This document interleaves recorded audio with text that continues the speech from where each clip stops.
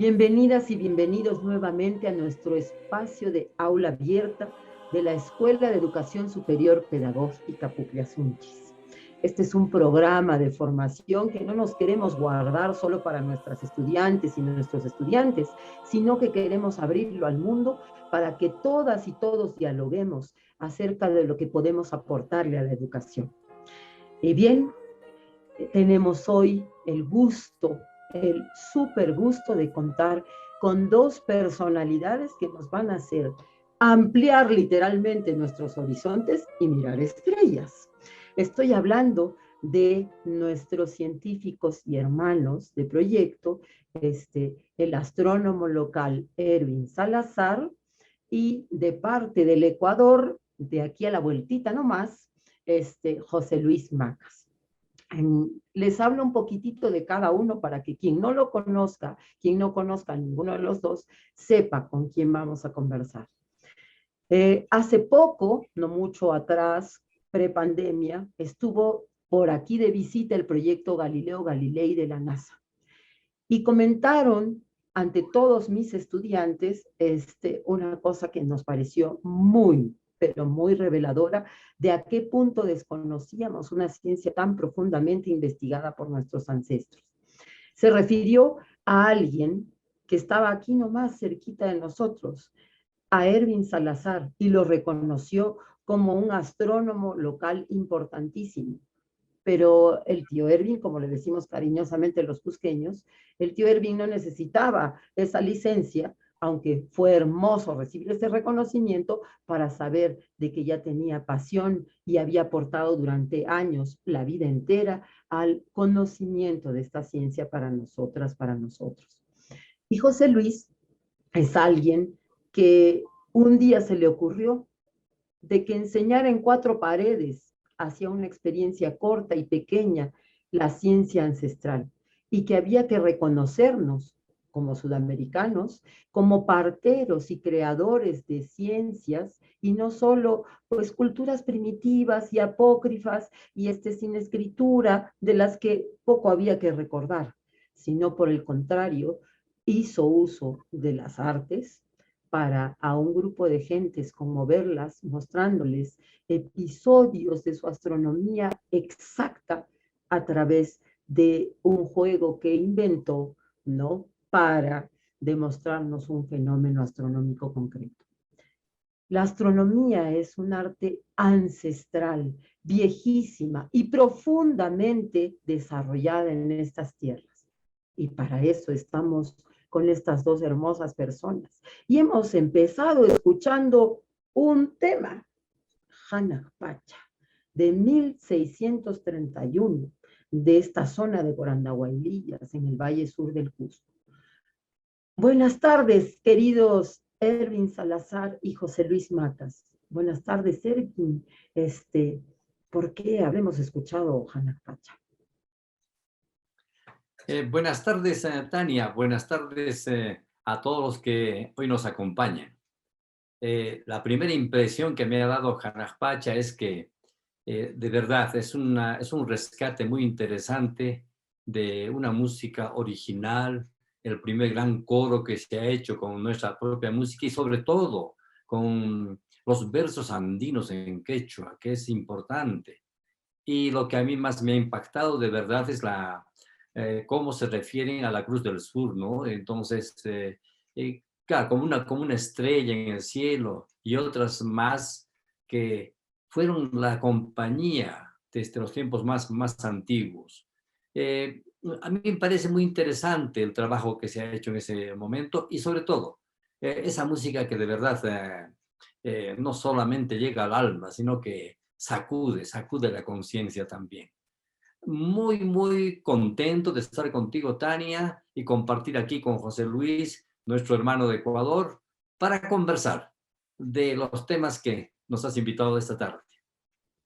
Gracias y bienvenido, Erwin.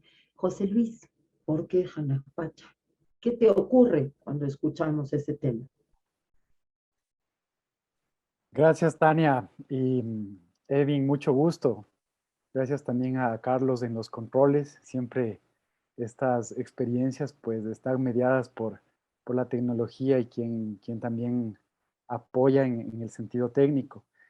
A mí se me viene la dimensión de persistencia que guarda las artes, ¿no? Como un conocimiento no necesariamente siempre tiene que estar en la escritura, en un documento, sino en la tradición oral, en la musicalidad. Y yo escucho eso y me remite al espacio abierto justamente. Y es curioso, de pronto ahí hay una especie de contradicción creativa que en los procesos pues, de lo colonial y todo esto, de pronto estas cuestiones de quizás de alabanza o de comprensión exterior, pues entraban en una interioridad arquitectónica, ¿no? En las iglesias y tal. Y quizás es esa especie de mutación o de adaptación también la que ha servido para que esto siga ahí, ¿no? Lo podamos seguir escuchando, entendiendo, comprendiendo otras cosas y creo que lo fundamental es activando nuestras memorias, ¿no? Que eso se activa pues una memoria que ya es sensible, subjetiva y que creo que por ahí también va lo que yo he venido a compartir, ¿no? Desde el lado de las artes. Y muchas gracias por la invitación, es un gran gusto poder estar aquí. Bienvenidísimo también. Y de verdad es un lujo saber de que hacia 1612 por ahí se empezó a componer y se reeditó y en 1631 cuando publican este tema, como lo habíamos conversado antes de llegar a ustedes en público, se referían al movimiento del cielo, estaban aparentemente solo cantando a la Virgen María, pero se referían a muchos movimientos del cielo y nombraban, por ejemplo, la constelación Catachí, ¿no? Muchas veces allí está un poquito encapsulada nuestra memoria. Y ahora sí a lo que nos interesa. Tío Ervin, como cariñosamente, repito, te dice todo cusqueño que quiera saber de astronomía. ¿Qué nivel alcanzó la astronomía en tiempos precolombinos? Y yo sé que tú nos vas a impactar con todo lo que tienes organizado. Vamos entonces con lo que sepas acerca de astronomía. Bueno, muchísimas gracias, Tania. El tema en realidad es demasiadamente extenso, como tú sabes. Podríamos hablar de esto horas y horas y nunca terminaremos. Yo voy a intentar hacer un muy resumido, digamos, voy a compactar mejor, digamos, el conocimiento para mostrarles un poquito más bien en imágenes.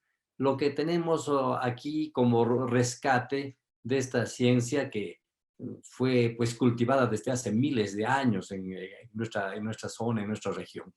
Pero para eso a mí me gusta hablar también mucho con imágenes. Entonces voy a compartir con ustedes pantalla para mostrarles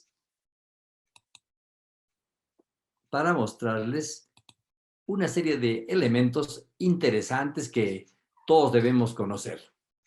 En primer término, debo decirles que desde hace miles de años, antes de la formación todavía de las culturas que conocemos en el Perú y en América, ya los hombres, digamos, los primeros hombres que habitaron estas zonas, estas regiones, ya tenían una idea de lo que era la observación del cielo, porque resulta que el cielo es parte inmanente del desarrollo del hombre. Todo siempre se orienta para allá, ya que el concepto de Hanampacha, Ujupacha, Caipacha, todas las pachas, llamaremos el mundo global que ellos tenían como en la mente, abarcaba todo.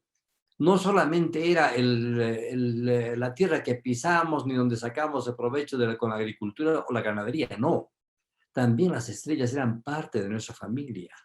Y por eso que al final terminan siendo deificados como dioses. Por eso vemos en estos dibujos que voy a presentarles, dibujos en parte al lado derecha y a la izquierda parte de tejidos, que ya muestran esas imágenes.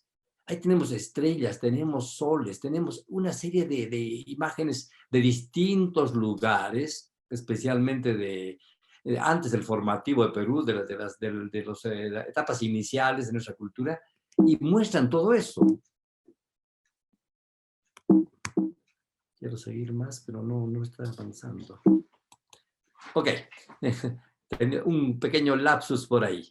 Bien, entonces, como decía, impregnado en las piedras, tallado en piedras, tenemos una serie de expresiones extrañas, caso de Chavín, donde se ve una famosa piedra de las Pléyades, y donde posiblemente se haya usado el primer Koyursayana, el primer lugar donde en el reflejo del agua, como se ve en el dibujo de la derecha inferior, puede ver el sacerdote o quien dirige esto una lectura de las estrellas. Así que todo esto ya era parte de la formación de ellos. Si vemos a Caral, una de las ciudades más antiguas de América prácticamente, vemos ya ahí también unas huancas alineadas con templos y alineadas con posiciones estelares en el cielo. Es decir, desde los tiempos más antiguos, ya tenemos aquí desarrollada una ciencia que ahora llamamos astronomía. En la época, por supuesto que no se llamó así.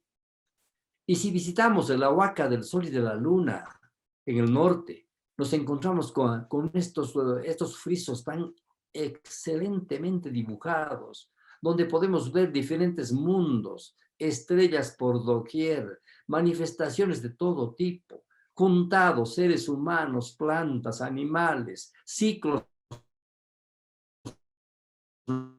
naturales. Y ahí al centro, señalando con una pequeña flechita, la luna, la madre luna, la creadora de los primeros calendarios que utilizó el hombre, digamos, antiguo. Y qué mejor mostrar al mundo otra de nuestras grandes maravillas, las líneas de Nazca, tiempos un poquito más modernos tal vez que los anteriores. Este intrincado laberinto de líneas matemáticamente hechas, líneas que van a lo largo de varios kilómetros y no pierde absolutamente un solo fragmento un solo segmento de recta. Obras de ingeniería increíbles y sobre todo esos famosos dibujos que actualmente todavía ni siquiera sabemos a ciencia cierta qué representan. Estamos indagando muchas cosas. Hay vinculaciones con el agua, con los ciclos naturales, con el universo, con el mundo espiritual de esta gente. En fin, un mix de cosas que todavía no tienen la explicación definitiva. Tal vez nunca la tengamos, porque estamos ante enigmas demasiadamente grandes, demasiadamente complejos, en épocas remotísimas.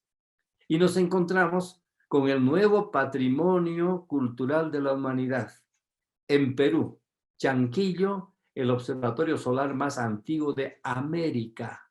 No estoy hablando de Sudamérica, estoy hablando de toda América. Ni en Centroamérica, Mesoamérica llamada, ni en Norteamérica se han encontrado esta antigüedad. Y allí tenemos, junto a unas estructuras al lado derecho, mezcla de fortaleza y templo, con edificios enigmáticos. Hacia el lado izquierdo, donde está la flecha amarilla, una colina que a manera de un espinazo, parece la espalda de un dinosaurio, nos encontramos con 13 columnas que hasta ahora han resistido el paso del tiempo. Son 2.600 años de antigüedad de este lugar.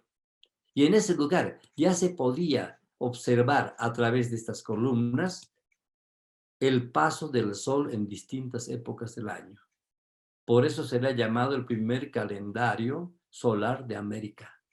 Y está perfectamente estudiado cada uno de sus movimientos del sol en cada mes o en cada temporada. Hay algunos pequeños enigmas pendientes, pero es cuestión de tiempo y de estudio.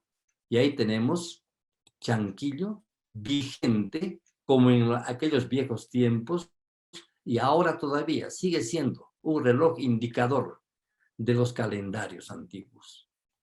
Sigue siendo desde un punto que está aquí donde convergen las líneas, al lado derecho, sigue siendo desde ese punto el lugar exacto para avisorar el solsticio de invierno, el solsticio de verano y el equinoccio.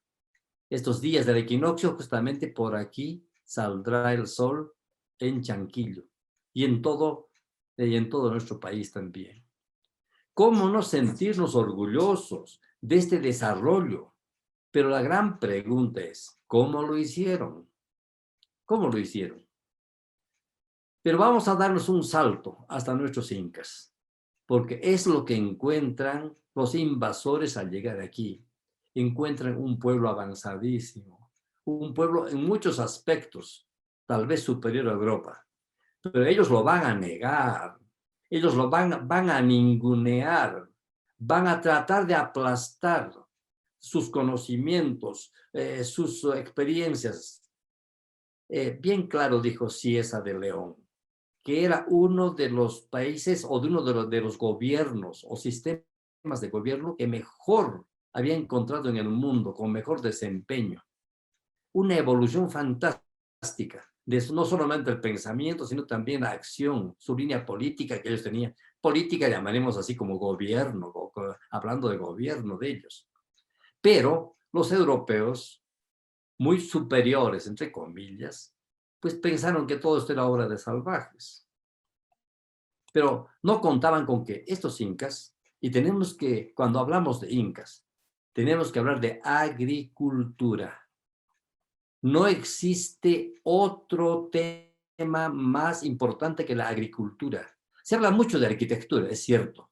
Son las huellas maravillosas que nos han dejado. Pero nos han dejado algo mucho más valioso que piedras. Nos han dejado alimentos para la posteridad. Alimentos con los cuales se ha salvado el hambre del mundo. Recordemos las papas, el maíz, la quinoa, la kiwicha y tantas plantas que hemos dado al mundo. Salvadoras del hambre de la humanidad, porque esta gente eran eso, agricultores. Y entonces, toda su mentalidad, toda su ciencia está relacionada con agricultura, incluida la astronomía, como vamos a ver luego. Por eso que los incas destinan gente especializada para este trabajo, para estos menesteres. Hacen que haya personas especializadas solamente en ver el movimiento de los astros y el comportamiento de los fenómenos atmosféricos para poder tener una mejor agricultura. Y no solo eso, como se ve al lado derecho, utilizan esos famosos quipus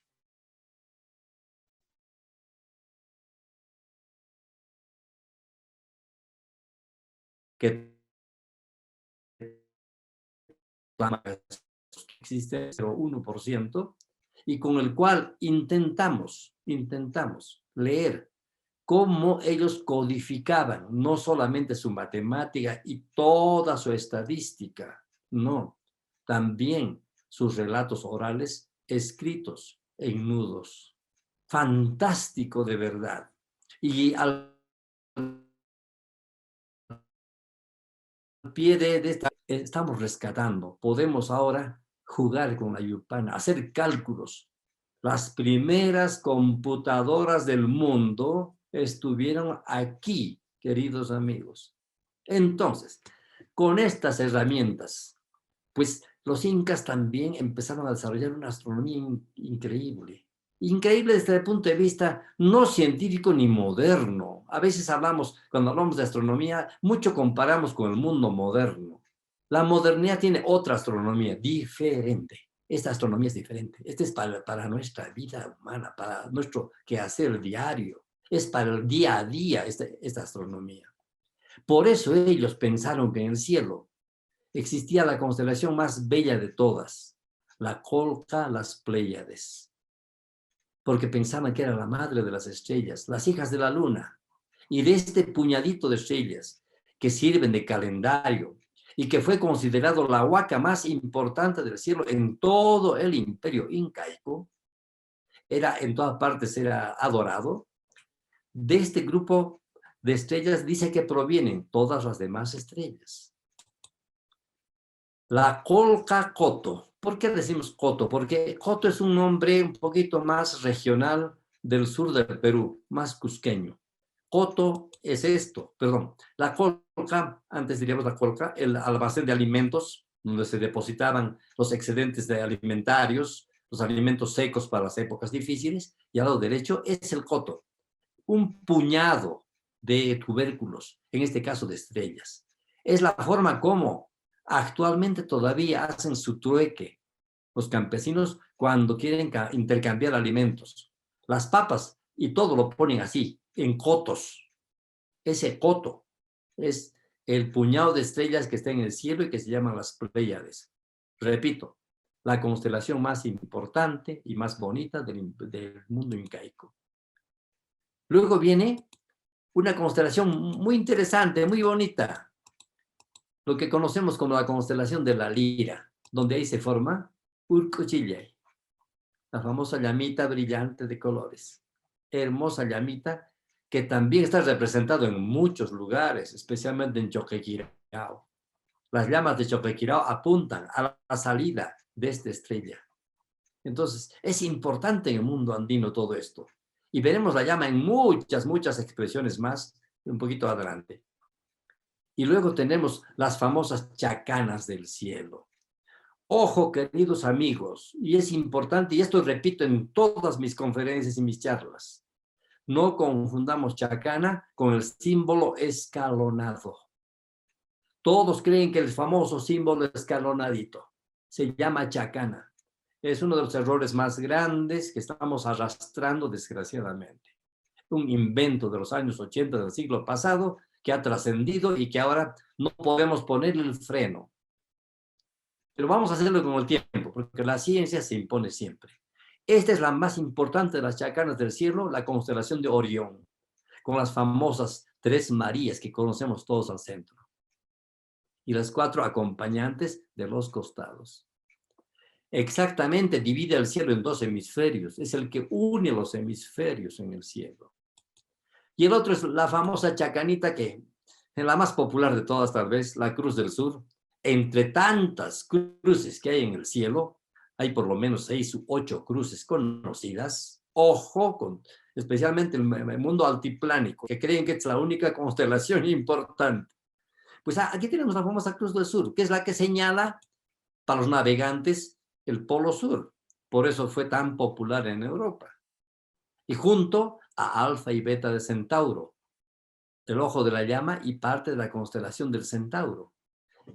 No se puede en el mundo andino hablar de la Cruz del Sur sola. La sola cruz no existe, amigos, no existe. Existe siempre con sus 2 compañías, siempre. Es como un instrumento de labranza. Y eso no, hay que entenderlo así, no como nos han hecho creer modernamente. Y al final, sincréticamente, pues la cruz cristiana termina representando esta constelación, pero en nuestro mundo, miren, mimetizado o sincretizado con elementos de la cultura andina. Junto a Jesús, aquí tenemos a la luna y al sol a sus costados. Y debajo, a manera de una Virgen María aquí abajo, a la Pachamama. Totalmente los famosos disfraces que le ponen en la colonia para esconder a sus propias deidades dentro de los símbolos cristianos. Una jugarreta interesante de parte de nuestros incas. Y los amarus. En el cielo hay 2 amarus, recordemos. Los amarus siempre son 2. Por eso que hay serpientes de 2 cabezas, las bicéfalas. Son 2 amarus. Un amaru, la famosa constelación de Escorpión que nosotros conocemos, que es uno de los amarus del cielo, tal vez el amaru más conocido y más importante. Y el otro amaru que está en el norte, en el cielo del norte, pegado hacia el norte, que es la constelación que conocemos ahora como la cola de la Osa Mayor. Es Yacumama, la otra serpiente, la de los ríos selváticos, Yacumama.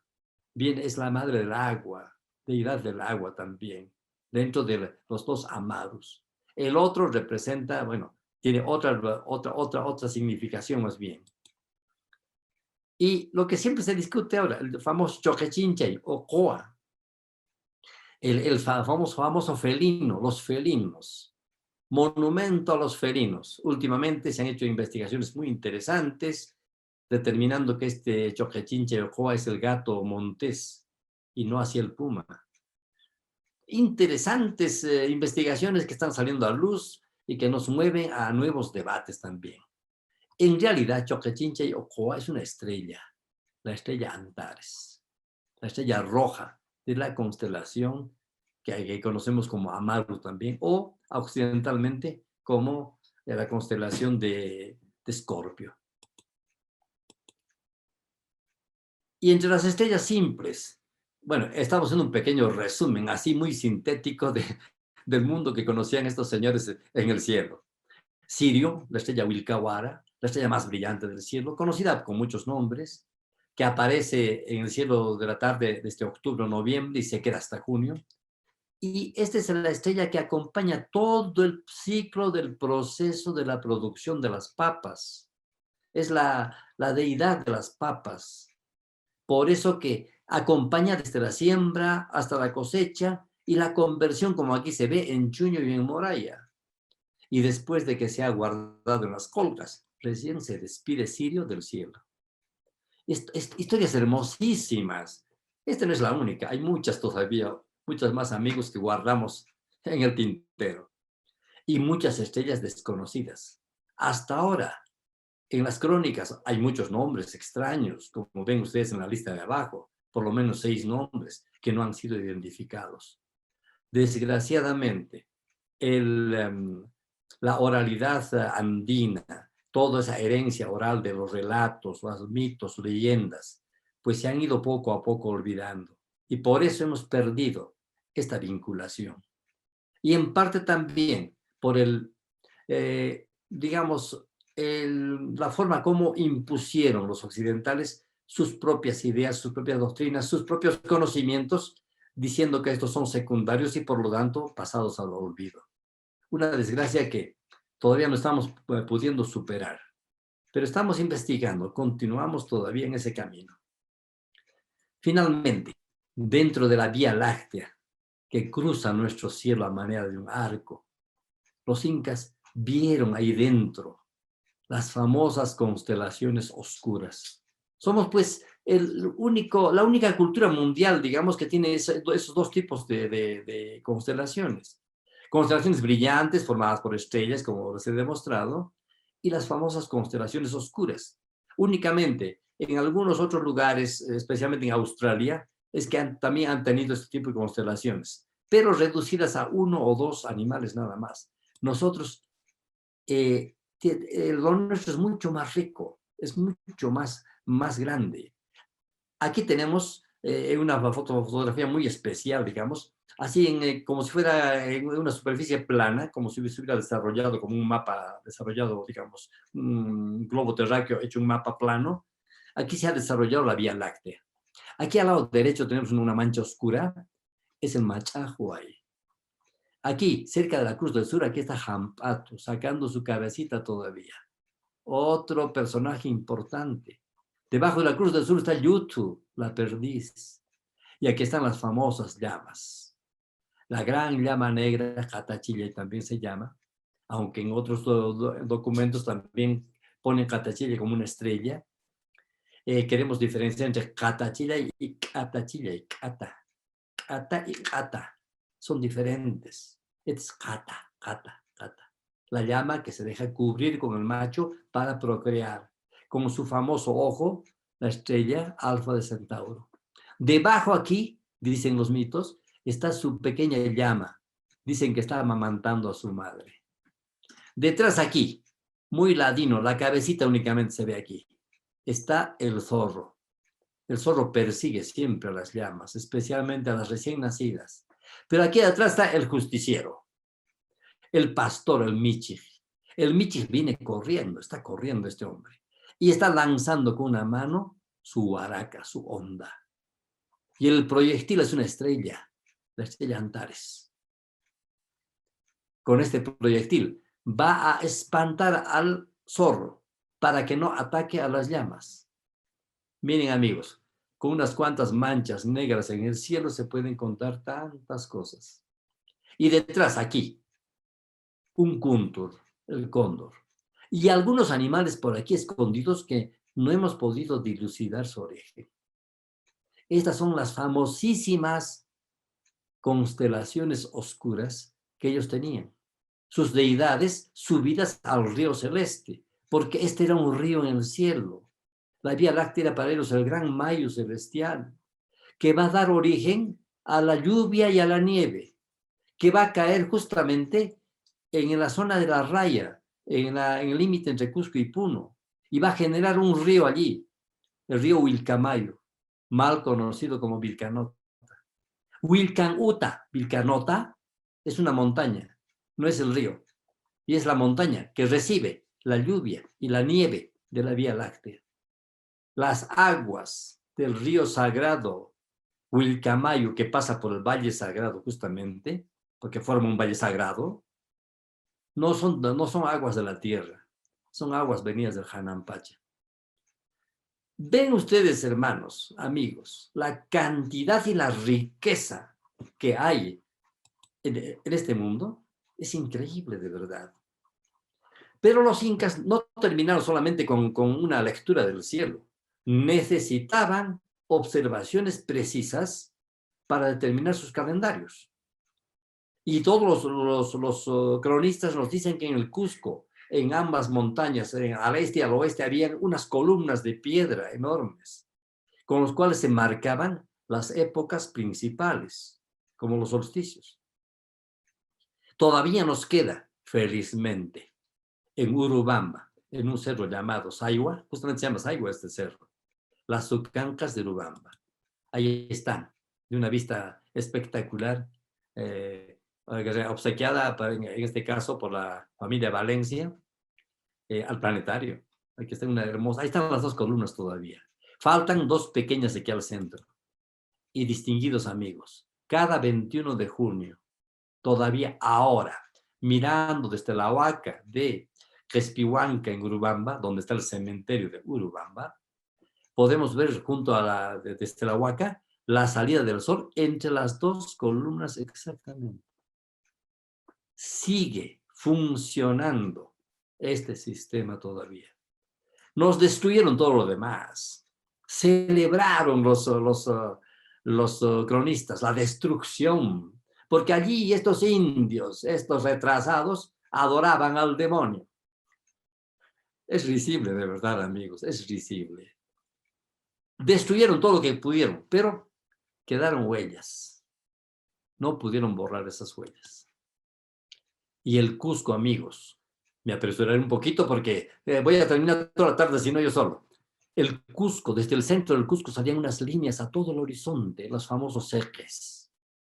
Líneas que marcaban y unían a todas las huacas, 328 huacas por lo menos. Otros dicen 360 y hasta más de 400 huacas.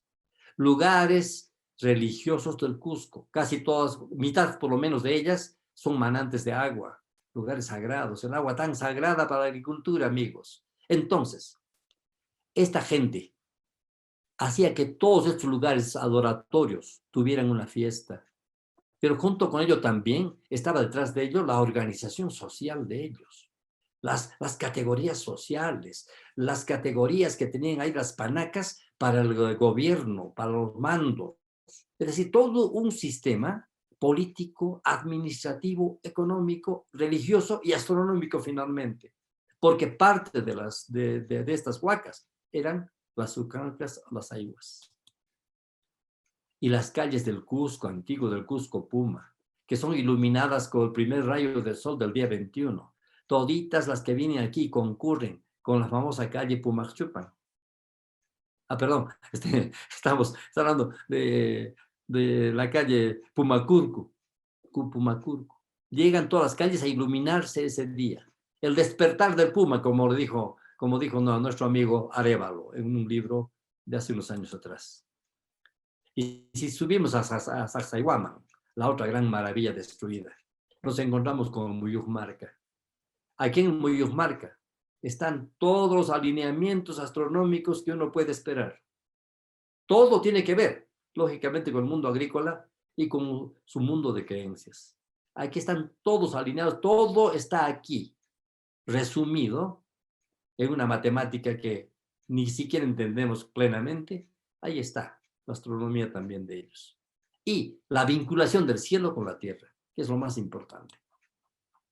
En Kenko encontramos igualmente cosas extrañas, cosas increíbles.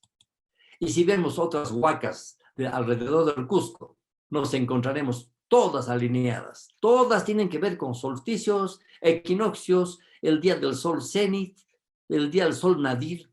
Son las otras dos efemérides importantísimas para el mundo andino, especialmente para la agricultura, porque son fechas de siembra y cosecha. Todo está alineado. Por todas partes encontramos. Hasta los asientos están alineados, porque ahí se hacían ofrendas. Desde allí se dirigían las ofrendas. Las mesas ceremoniales, todas puestas en orden a determinados astros. Y en Pisa, nuestro descubrimiento, la famosa pisaca, esta avecita, en forma de avecita, unas construcciones, es una urbanización, es una parte de la ciudad, pero en forma de un ave, con sus patitas, su pico, su cabeza y su cuerpo. Toditas las estructuras alineadas, con solsticios, equinoccios, salida de estrellas, constelaciones, un mundo completo.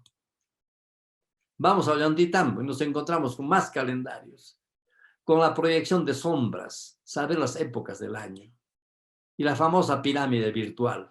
Esta pirámide no existe, amigos, es plana. Pero si uno sube al cerro de Cachijata, donde está la cantera de piedras aquí, desde donde se tomó la fotografía, y mira para abajo, se levanta una pirámide virtual. Y en cada cara de las pirámides, la proyección del sol en determinadas épocas del año. En junio, hacia un patio ritual que está aquí abajo. En diciembre, aquí al campo grande de cultivo. En los equinoccios, como estos próximos días, aquí, por esta línea, al horizonte por donde sale el sol. Enigmas, enigmas, enigmas. Y vamos a nuestro Machu Picchu finalmente. Nuestro templo del sol, alineada perfectamente aquí con la salida del sol el 21 de junio y otros eventos que ya no los ponemos por falta de tiempo. Vamos a Inti Machai, encontramos una ventana exactamente alineada al solsticio de diciembre. Y ahí dentro, posiblemente una deidad, una momia, un malqui, sabe Dios quién, esperando ese rayo de sol. Porque eso va a insuflar a ellos ese espíritu de comunidad con las estrellas y con los movimientos astrales. Algo increíble. Y finalmente, el último descubrimiento en Caracay, en pleno Huayna Picchu, otro mirador astronómico. Amigos, de estos tenemos a lo largo del Cusco y sus restos arqueológicos, muchísimos. Y en todo el Perú tenemos miles de estos lugares y otros tantos por descubrir. ¿Cuánta cosa todavía nos falta descubrir, amigos? Y los famosos cometas. Y aquí quiero hacer una pequeña invitación, amigos. El domingo pasado publiqué en el Diario de la República un descubrimiento que hicimos con un amigo brasilero, experto en cometas.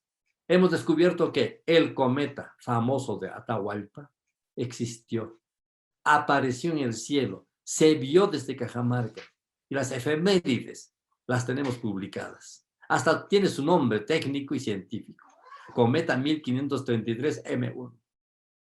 Amigos, estamos sirviendo a la ciencia, también actualmente descubriendo cosas nuevas. Pero vamos a resumir un poco todo lo que hemos conversado. ¿Para qué se hacen observaciones estelares? Ojo, las observaciones estelares son rigurosas, llevan años, llevan décadas, llevan muchísimos tiempos de ir observando periodos y épocas. Esto más las señales de la naturaleza. Este es el elemento que estamos perdiendo peligrosamente ahora. Las señales que nos da la naturaleza. La naturaleza no es ciega, la naturaleza nos muestra cosas, pero hay que saber leerlas. Y el que sabe leer, juntando observaciones del cielo más señales de la naturaleza, nos va a dar un modo de manejar el mundo. Esto es lo que hicieron nuestros incas. Este es el esquema final de la utilidad de esta ciencia que le llamamos astronomía. Y finalmente, las prácticas rituales calendáricas, que se convierte todo esto en fiestas. Por eso no hay calendario sin fiesta. Todo es para determinar épocas de fiestas, épocas de celebraciones, recuerdos, más sus creencias cosmológicas. Todo esto unió el Inca el poder para crear el culto solar, con el cual van a legitimar su origen divino, las clases dirigentes lógicamente, y ostentar el poder. Por eso que el Inca era el hijo del sol. Y por eso que se le tenía tanto respeto y también, por supuesto, cariño en la mayor parte de los casos. Con este esquema, vamos a quedarnos ahora para luego resolver vuestras interrogaciones. Pero dejándoles en claro que nuestros incas tuvieron demasiado tiempo dedicado a la observación, no solamente de los cielos, sino de los fenómenos climáticos.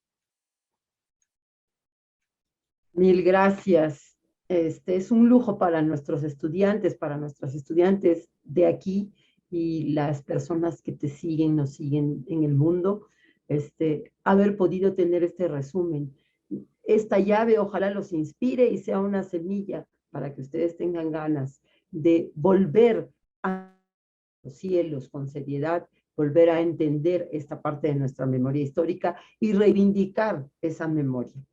Ahora sí, nos vamos con José Luis. Y la pregunta con José Luis es, ¿habrán hecho uso artístico, creativo de estos fenómenos nuestros antepasados?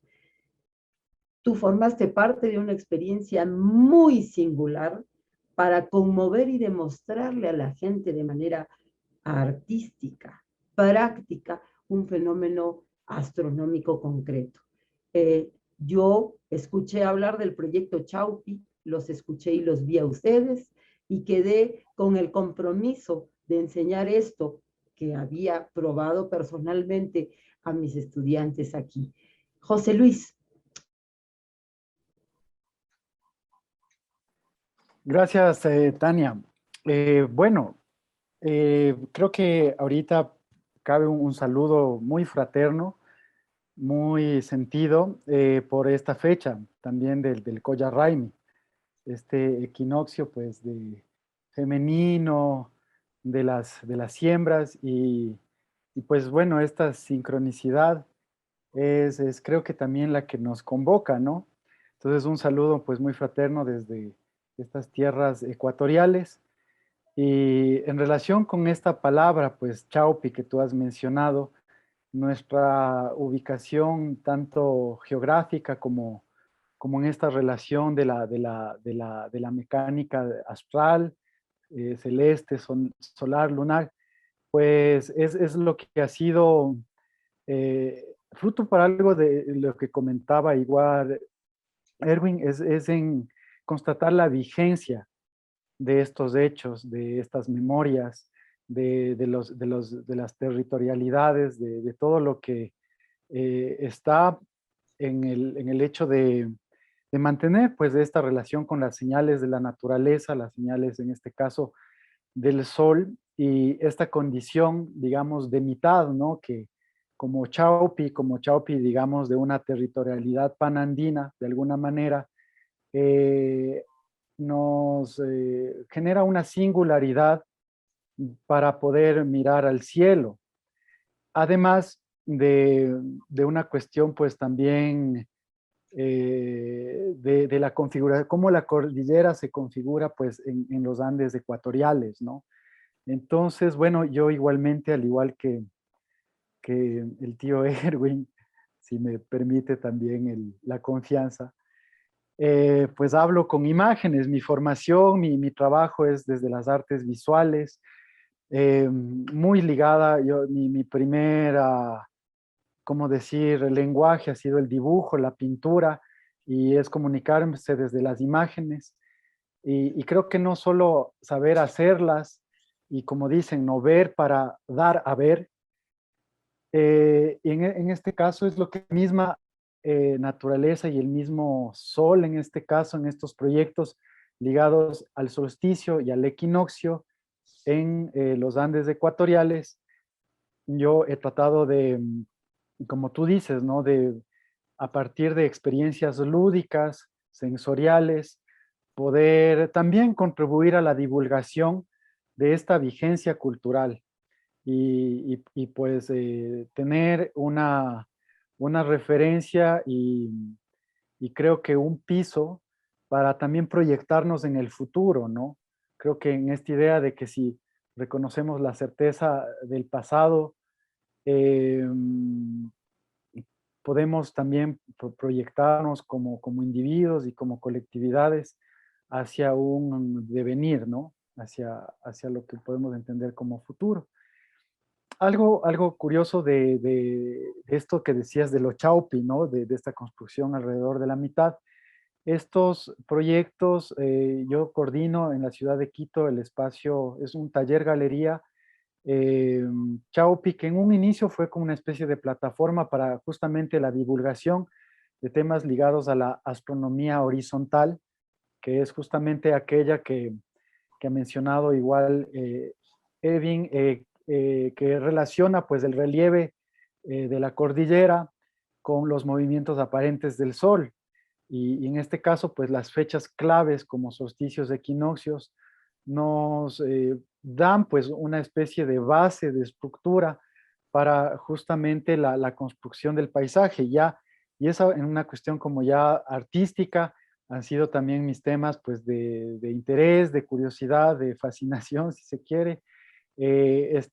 Cómo construimos el paisaje, cómo, no solo desde lo visual, sino como una experiencia. El paisaje como una experiencia del cuerpo, como una experiencia de los sentidos. Y el paisaje desde estas especificidades geográficas, culturales y para este caso, pues, astronómicas también. Em, Quisiera leer un pequeño poema que creo que es un epígrafe para situar que esto viene de una investigación artística, que de alguna manera el arte puede, como un amaru, ir y venir entre los distintos pachas, ¿no? Entre el mundo alto, el exterior, estar y mimetizarse como la cresta de una cordillera y bajar al Ucupacha, a lo más profundo del corazón y de la memoria, y poder convivir y poder entrar y salir. Entonces dice, mis abuelos decían, para cada pregunta una respuesta, para cada palabra una tonalidad, un gesto, tiempos y espacios específicos, para cada semilla un determinado tipo de suelo, para cada sueño varias alternativas del poeta quichua imbabureño Ariruma Cowi. A mí me gustaría enfocar esto por dos instancias de este poema. La primera es la cuestión del espacio-tiempo. Creo que justo en esto de entender los diferentes pachas, ¿no? Esta dimensión en esa manera de comprender, digamos, de estas entradas a lo que podemos entender como las realidades o lo real, tiempo y espacio pues no están separados, como quizás cierta herencia también que viene pues del conocimiento que viene de la tradición de Europa, pues ha separado, ¿no? Entonces, esto es interesante porque en hablar del tiempo, por ende, se habla del espacio, y hablar de un fenómeno visual como un solsticio y un equinoccio es hablar de momentos y lugares específicos para su observación. Y por otro lado, una segunda cosa de este poema es para cada sueño varias alternativas, porque digamos que si como en tanto que fenómeno, lo astronómico, los movimientos del sol es como ese sueño, esas imágenes que culturalmente pues la humanidad o la aventura humana pues ha podido acercarse para explicarse varias cosas. Yo creo que justamente las varias alternativas son que cada lugar nos provee de signos, de códigos, para en función de eso generar lenguajes. Y es lo que un poco se conoce como los conocimientos situados, ¿no? Entonces, el lugar de enunciación, de situación, la situación, justamente son los Andes ecuatoriales. Y en ese sentido, a mí me gustaría compartir un poco el vocablo equinoccio, por ejemplo, en este caso, desde el quichua que se maneja, que manejamos acá, Inti Shayak Yiyay, Ñan. Inti en la posición del sol, Shayak recto, Yiyay tello y Ñan pues es este camino. Entonces, es interesante cómo el equinoccio, por ejemplo, desde una etimología pues grecolatina vendría a ser como igual noche, igual horas de noche, igual horas de luz solar. Y esto se aplica pues para nuestra región, ¿no? Los Andes. Y es curioso porque aquí al estar en el Ecuador, pues son tierras equinocciales, o sea, siempre tenemos esta especie de simetría en la duración de la luz y la sombra, pero es interesante cómo lo señala el quichua aquí, es esta cuestión de yibya y de destello, es decir, que marca una temporalidad. Entonces, aquí hay algo que para mí me parece que a nivel de la creación del lenguaje para poder explicar esto, entra la poesía, justamente la poética. Uno entiende esta metáfora de lluvia de estrellas, la mitología que nos ha compartido justamente esta capacidad de generar estos relatos, más allá pues de esto que uno puede entender como natural, para justamente entrar en esa dimensión pues de lo cósmico, ¿no? Alguna vez compartíamos acá con la comunidad con la que yo convivo, es que no hay nada más antiguo y contemporáneo y actual como mirar al cielo, ¿no? Más de pronto la arqueología a veces. Entonces, y bueno, por qué rescatar estos, más que rescatar, continuar e insistir en la vigencia de estos conocimientos? Es también frente a una cuestión de criticar los modelos hegemónicos que han regido en nuestras educaciones, que nos han alejado de alguna mente invisibilizando estos temas y que simplemente creo que hay que tener una experiencia pues de volver a mirar, de, de activar estas memorias situadas y de darnos cuenta que todo sigue ahí, que los apus, las montañas siguen ahí. Entonces voy a empezar un poco con un proyecto que se llama Recorridos de Luz y Sombra Poéticas del Solsticio Ecuatorial, hecho aquí en la ciudad de Quito desde el año 2013 hasta la actualidad. Es un proyecto que sigue en curso y es un proyecto pues de fotografía, de caminata y de justamente articular pues estas experiencias también con fines, como les digo, más allá de las del arte, sino de la divulgación de estos conocimientos y saberes. Entonces, esta imagen es de la Mama Cayán, que es un nevado. La imagen, si yo señalo aquí el cursor, es la ciudad de Quito. Esta foto fue tomada durante el solsticio de junio del 2017, donde podemos ver que el sol sale por la cabeza de este Apu tutelar de nuestra región. En esta foto donde hay digamos, un panorama pues de horizontal de la cordillera en la parte este de la ciudad, podemos constatar algo interesante que nos afecta también a cómo está construida la cartografía, ¿no? Esta idea del norte arriba, el sur abajo. Esta creación, yo de alguna manera, una gran fuente de acceso a estos conocimientos y experiencias ha sido el trabajo del investigador Cristóbal Cobo y su equipo en el proyecto Kitsato, que ha venido estudiando la astronomía Quito-Caranqui, que es, digamos, el legado cultural de nuestra región, y analizando desde la ubicación y alineaciones de las huacas y lugares de observación astronómica, ¿verdad?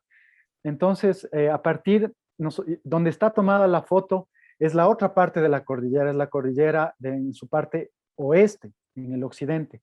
Entonces, digamos, la ciudad de Quito se extiende de norte a sur, el norte hacia la izquierda, el sur hacia la derecha, y en el este y en el oeste está, digamos, como abrazada por estos dos brazos de cordillera.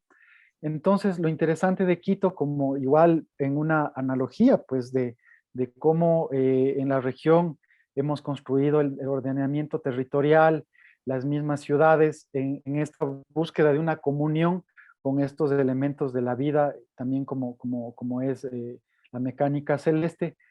Pues tenemos alineaciones de varias calles, tenemos alineaciones de varias iglesias actuales que corresponden a su vez a huacas, igualmente datan en crónicas, y sobre todo que si encontramos el lugar y el momento correcto para observar, podemos ver cómo el sol se mueve del norte al sur. El norte, como les decía, con la Mama Cayambe, se va a salir en diciembre en el lado sur de la Antisana, que es otro nevado, y en los equinoccios va a salir siempre por esta zona del Cerro Puntas, que son es una de las minas de obsidiana de esta región. Entonces, de alguna manera, estos momentos que mencionaba igual Erwin, el cenit y el anticenit del Sol, nuestra posición geográfica y de ahí mismo el nombre de la ciudad de Quito, que en lengua safiki vendría a significar sol recto, ¿sí?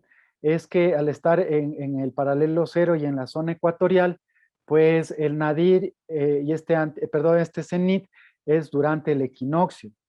Entonces, esta cruz, digamos, esta cruz del tiempo y espacio, eh, para nosotros visualmente, desde nuestra posición también en medio de las dos cordilleras, es muy didáctico para entender esto.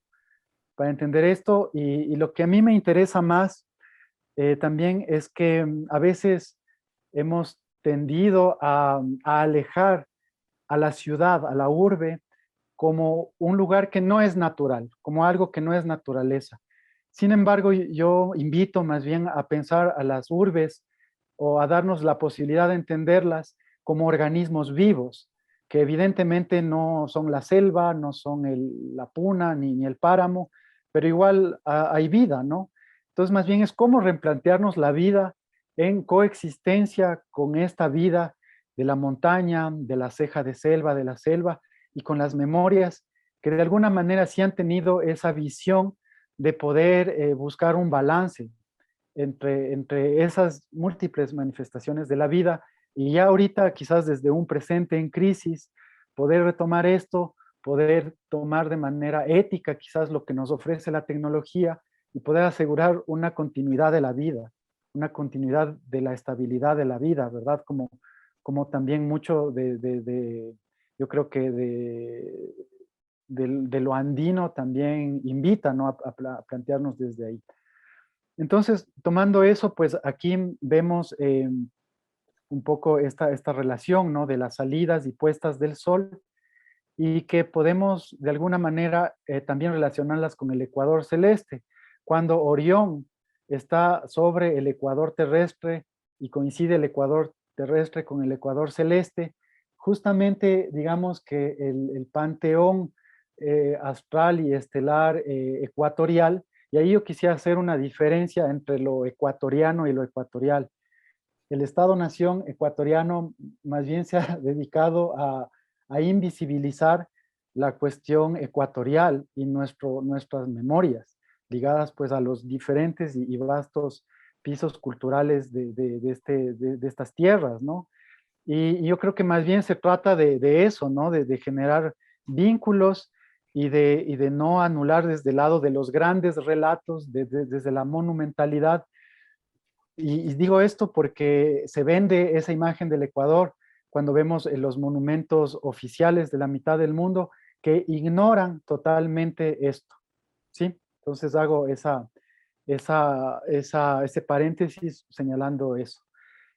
Aquí tenemos, bueno, la tecnología actual nos permite visualizar estos seques, estas alineaciones, como les digo, tenemos la Mama Cayambe, y este proyecto de fotografía está basado en el seque del alineamiento del 21 de junio del Inti Raymi. Entonces une pues Quito con la Mama Cayambe en su lado norte con el Cerro Ungüí, que es este cerrito que la foto está sido tomada en las faldas de nuestro apu tutelar, que es el volcán Pichincha. Entonces, yo ahorita estoy en un estado del trabajo donde durante casi 6, 7 años he estado fotografiando la montaña desde la ciudad. Y ahora también creo que la pandemia y todo, a mí en todo caso me ha invitado a ir a la montaña y ver la ciudad desde la montaña. Y decir que, bueno, a veces uno está en la ciudad y esta educación formal, como tú mencionabas, Tania, cerrada en 4 paredes, pues una educación cuadrada puede generar mentes cuadradas también. Y mientras salimos y vemos esto, pues justamente lo que abrimos es el espectro de sensorial de esta comprensión. Este es un mapa de Andrés Peñarrera Mateos, un investigador ecuatoriano que ha trabajado sobre la historia de la arquitectura ecuatoriana, básicamente. Y en este mapa nosotros vemos estas 2 diagonales, que son 2 calles actuales, la calle Guayaquil y la calle Maldonado, que se sitúan tanto al norte y al sur de lo que va a ser como la cancha principal de Quito, del actual Quito, y que marcan estos alineamientos tanto del lado de la Mama Cayampi como del lado sur de la Antisana, en la iluminación del sol y todo esto. Entonces, ¿qué es lo que yo me he plantado un poco desde estas cuestiones del arte contemporáneo? Por un lado, es un proyecto de investigación, creación artística, donde, digamos, el motivo, qué es de qué va este proyecto, es sobre esto. Cómo tenemos esta experiencia sensorial del espacio-tiempo específico desde lo andino, desde una visión actual de la ciudad actual, del centro actual de la ciudad de Quito. Por otro lado, en una cuestión más de qué levantamiento, qué conocimiento se levanta, la cuestión como epistemológica, es esta complementariedad de los lenguajes, esta cuestión interdisciplinaria, donde, como les digo, la ciencia se sirve de las imágenes, las ciencias humanas se sirven de las imágenes. Y creo que nosotros como artistas visuales, pues nosotros estamos generando imágenes, ¿no? Entonces, en esa complementariedad, pues es lo que busco y he buscado también articulando otras plataformas de divulgación para hablar en estos términos, ¿no? No el arte como de pronto a veces cierto lugar de la ciencia o la academia lo puede ver como mera decoración o entretenimiento, sino al contrario, como tú también mencionabas, Tania, que la poética, las artes, la creatividad, siempre ha estado en nuestras prácticas culturales andinas. Entonces también es poner en vigencia eso. Y por otro lado, a un nivel como ya metodológico, es este encuentro, esta proporcionalidad, esta correspondencia que da el hecho de hablar, si hablo del solsticio, pues hablaré del solsticio Cari, del solsticio Guarmi, de junio, de diciembre, y si se habla del solsticio, pues se hablará también del equinoccio, ¿no? Entonces, este encuentro de la complementariedad proporcional, es básica como un modelo metodológico en el cual a mí me gustaría poder conversar, no sé, justamente con Irving. Me llamó mucho la atención esta invención que él mencionaba de la chacana, que es de los años 80. Evidentemente, creo que aquí me gustaría entenderle a esta imagen como un artefacto para poner en relación justamente como una especie de artefacto de vincularidad de distintas variables en una misma experiencia, en una misma serie de fenómenos y tener de alguna manera una forma de organizar esto para ir lanzando ya estos experimentos, ¿no? Porque en el arte creo que basamos también esto en casi como una teoría del error, ¿no? Pero bueno, en ese sentido, pues mi investigación también ha sido revisar archivos, imágenes de archivo. Este es, por ejemplo, una lámina, una ilustración de Antonio de Ulloa del siglo XVIII, en la cual eh, plasma una huaca en Cayambe, justamente ligada a este solsticio, y marca este cilindro, esta construcción. Además, le toma las medidas para que las sombras, las proyecciones de sombra durante el año, pues puedan tener una especie de coherencia con el entorno montañoso. Igualmente, otras fuentes que vienen, pues igual de Cieza de León, con relación al nombre de la ciudad de Quito, y donde se reconoce pues la denominación de la ciudad, ¿no? Como que era un nombre que es pre-inca. Y igualmente hay unos detalles de Garcilaso de la Vega, donde menciona pues estas prácticas durante el solsticio y el equinoccio, estos raimis pues en esa época.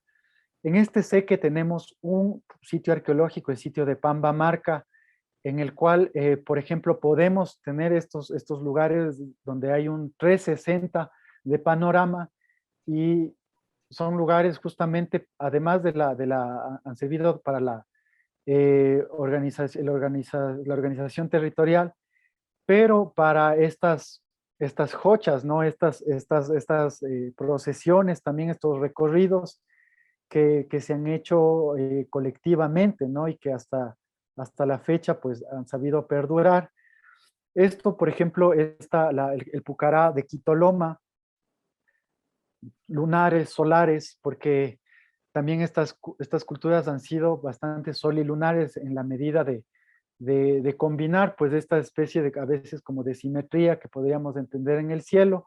En todo caso son pues hipótesis que se dan ahí, pero que también las podemos constatar en esta como reciprocidad de las fiestas, ¿no? Que es algo vivo, que se mantiene igual con todos estos procesos de lo colonial, los sincretismos y de tales. Entonces, bueno, básicamente lo que yo hago en este proyecto es caminar, guiándome por las proyecciones de la sombra en este seque, pero en la parte del centro de la ciudad de Quito. Desde, si digamos, la frontera norte del centro, de lo que vendría a ser la ciudad histórica, colonial, y el templo o la zona ceremonial, pues también prehispánica, y, y hacer un recorrido, pues, con un afán que no sea el sorprenderme de lo que veo, y recordándome constantemente que hay algo ligado a la montaña, al sol, que está llevando esa motivación, ¿sí? Entonces, un ejemplo de esto, por ejemplo, esto es del proyecto Quitsato que les mencionaba, ha sido el registrar la entrada del sol en las actuales iglesias y constatar que hay este tipo de fenómenos donde la luz del sol, no sé si coincide, y ahí creo que hay un estado de la investigación donde podemos hablar de hipótesis, es algo por lo que les digo que actualmente me encuentro trabajando, es que en este caso las órdenes jesuitas, por ejemplo, eh, asimilaron con fines de evangelización, obviamente, como sabemos, estos fenómenos, y los potenciaron con el arte, ¿no? Básicamente con la arquitectura, y el arte como lo concebimos ahora, ¿no? Desde esta tradición europea. Pero lo curioso es que, ¿qué nos cuentan estas imágenes? Y hay toda una dimensión sociológica, porque estos cuadros, lo curioso es que tienen personajes que realmente existieron en la colonia. Entonces hay un metarrelato que se activa durante estos momentos y lugares específicos, y que yo creo que es un lado que de la historia del arte aquí en el Ecuador o en la región quizás no se ha estado viendo mucho, ¿sí? Leerlo en esta clave en todo caso y vincularlo con el afuera justamente, como lo ha hecho Cristóbal, con las alineaciones con los apus justamente, y ya midiendo a través de azimut y todo esto, pues la pertinencia en las alineaciones, y cómo aquí también podemos constatar alineaciones, pero que son del tipo más alegórico y de problemáticas, por así decir, las propias también del arte, ¿no? El arte viéndolo de pronto desde su autonomía, pero yo justamente el proyecto invita a, de alguna manera, a diluir estas como categorizaciones, y más bien como a hacer huecos y que se puedan filtrar el conocimiento y las experiencias, ¿no? Entonces, bueno, estas son las fotos estas las tomé en el 2014 con una cámara digital, y es curioso, fíjense, esta sombra de un semáforo ¿Cómo coincide con esta diagonal de la calle Guayaquil a eso de las 11 de la mañana? ¿Cómo esta sombra de este cartel propagandístico del gobierno entonces, en el 2014, coincide con el direccionamiento de la calle? Cómo hay ciertos detalles en las cúpulas que a mediodía entran esos 4 puntos de luz, cómo se enciende esta Virgen, esta Inmaculada en la iglesia del Sagrario. Y aquí es donde entro como a la caminata y a lo que algunos pues, teóricos del arte llaman la cineplástica, es decir, el movimiento como una plasticidad, y todo esto como una estrategia artística para este registro de la luz solsticial. Entonces aquí, por ejemplo, esta calle Guayaquil que les mencionaba está en un cuadro de 1910 de Joaquín Pinto, donde él plasma la procesión de la Virgen de Oyacachi, la Virgen del Cisne, que es la entrada a Quito de esta Virgen. Esta Virgen que está ligada además al agua, al culto al oso en la región de Oyacachi, que hace parte de este eje de alineación entre el Cerro Ungüí, que lo vemos aquí, con la Mama Cayambi. Entonces, lo que me digo es eso, ¿no? Cómo en la ciudad actual y cómo este proceso podemos vivirlo desde esta actualidad, ¿no? Desde el tiempo presente.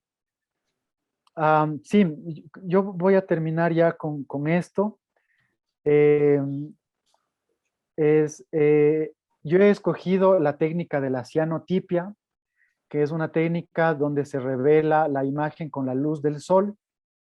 Entonces, el resultado de este proyecto son esta serie de imágenes que han sido tomadas en el 2013, 2014, 2015 y reveladas desde el 2017 en las mismas fechas del solsticio, con la misma, no intensidad del sol, porque por ahí de pronto hay una, como parte de las conclusiones de este proyecto, es que cuando uno trabaja con lo que está vivo, en tanto que ser humano, uno ya no es el capricho de uno, ya es una cuestión del clima, ya es una cuestión de la meteorología también, y yo creo que ahí el rito, la dimensión ritual también de esto, el repetirlo año con año, entra también cuánto uno también puede concentrarse, ¿no? Para que las cosas se alineen y uno pueda tener un buen sol y que pueda revelar las imágenes, ¿verdad?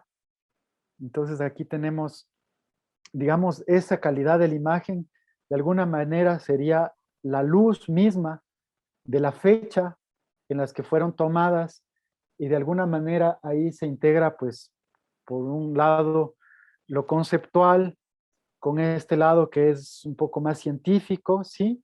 Desde esta poética, ¿ya?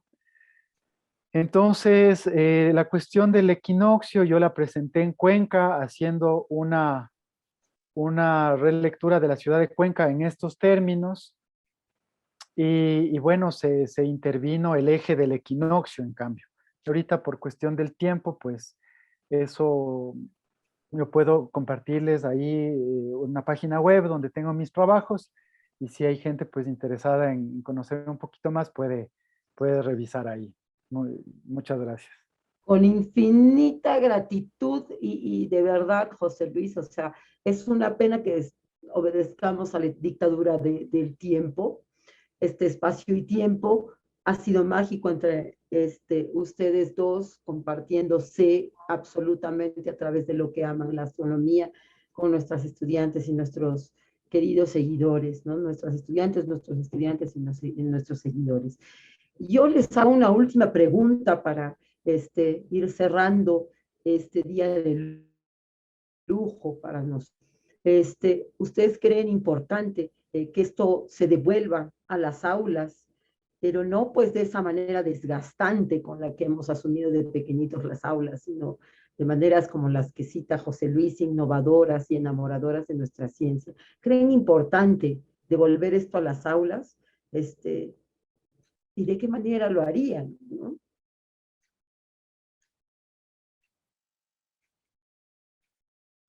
Quien quiera responderme, peléense por el micro. Bueno, gracias a Tania. Creo que me toca el turno. Bueno, seré muy breve. Mira, Tania, estamos hablando con profesores y estoy seguro que tengo muchos colegas allí, colegas muy jóvenes, la mayoría seguramente. Yo les hago una invocación, nada más. Se puede hacer muchas cosas de ciencia, inclusive de astronomía, en el aula actualmente. Amigos profesores, yo les ruego, les hago un especial ruego. Dejen la teoría, dejen de echar discursos en las aulas y hagan cosas prácticas. ¿Saben qué, queridos amigos? Recordando a nuestros incas, un poquito de lo que les he explicado, de cómo ellos concebían el mundo todo, pero para su mundo agrícola, eso mismo está repitiéndose actualmente en el campo, pero hay un problema.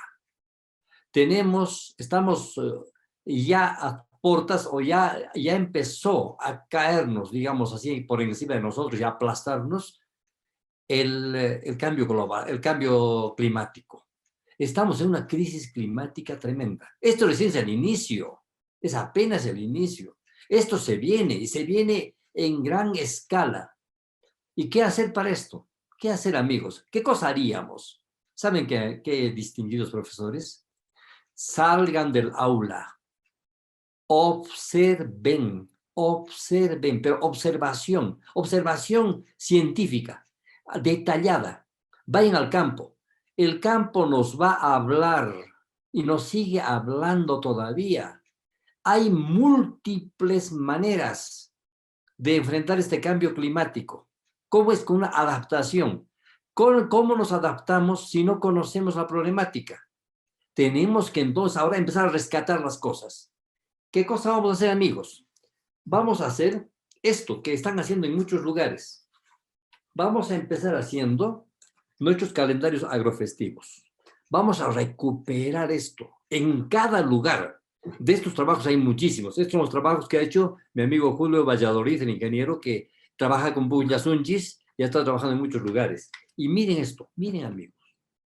Van a empezar a desmenuzar todo esto, a ordenar el mundo andino, a recuperar sus grandes fiestas, sus ceremonias, pero en especial el conocimiento ancestral que nos va a llevar a redescubrir esto.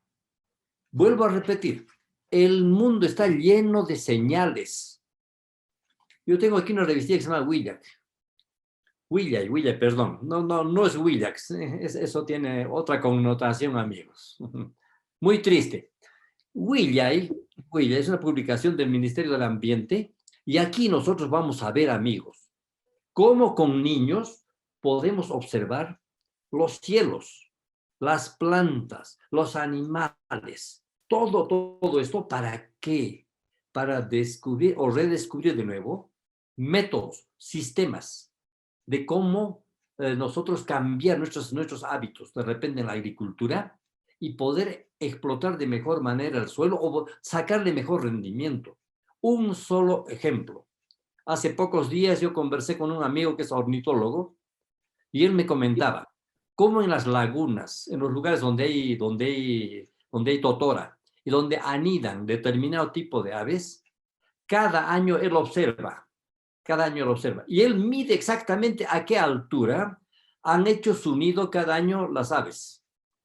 Él sabe exactamente cuánto va a llover y cuánto no va a llover ese año. Porque las aves sí lo saben.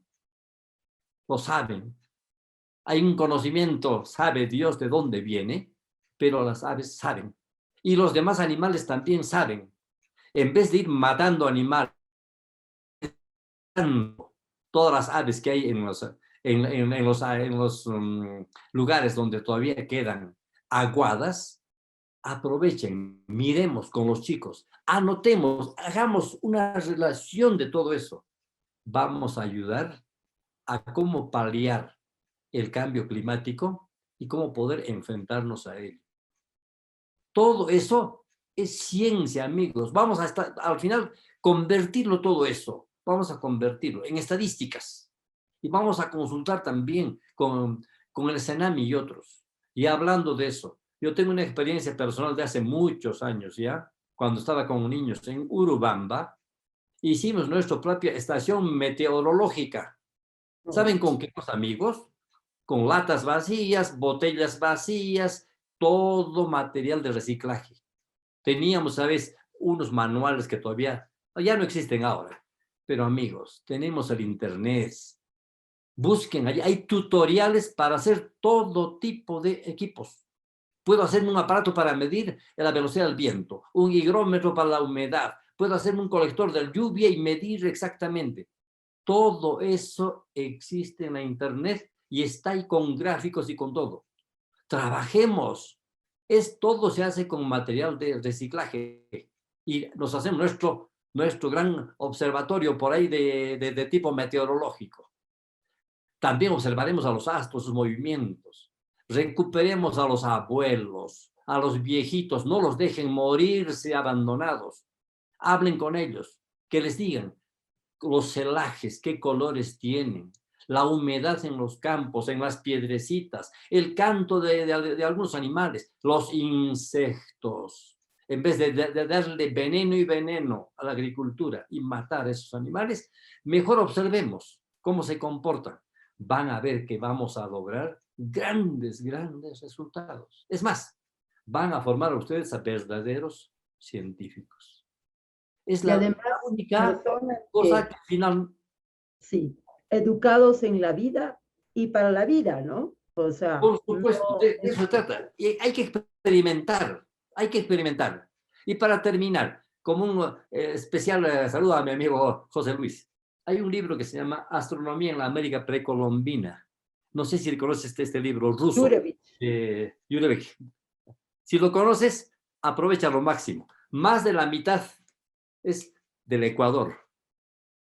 Ese es tu territorio, creo que te conviene.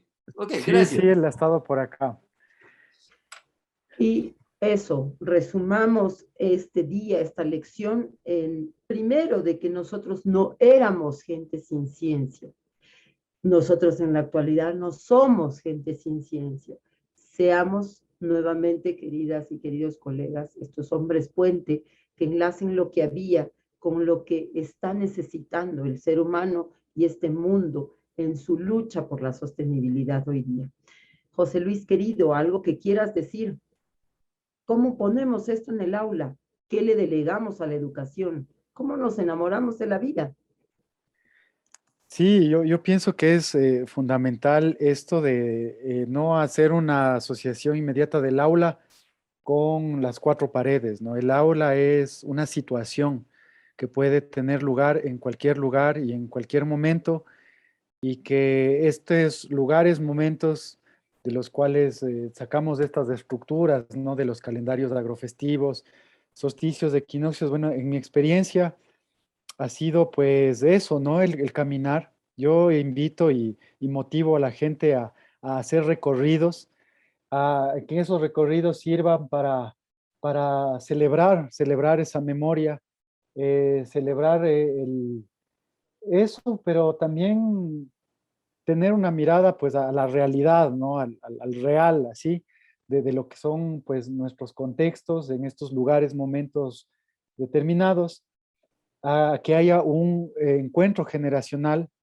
que yo creo que de lado y lado que se dé el dar la posta, ¿no?